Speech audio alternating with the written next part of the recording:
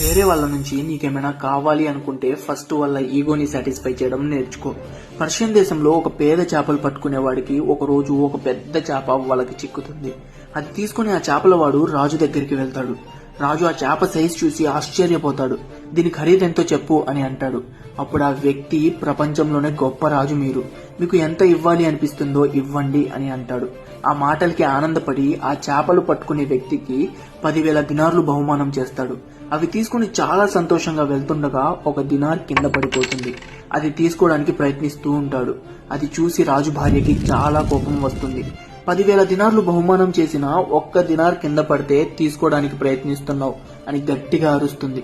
అప్పుడు ఆ వ్యక్తికి, ఈ దినార్ మీద రాజుగారి బొమ్మ ఉంది, ఇలాంటి గొప్ప రాజుగారి బొమ్మ మీద ఎవరైనా చూసుకోకుండా కాలు వేస్తారేమో అని తీస్తున్నా అని అంటాడు. అంతే, ఆ రాజు ఇంకా ఆనందపడిపోయి ఇంకో 10,000 దినార్లు బహుమానం చేస్తాడు.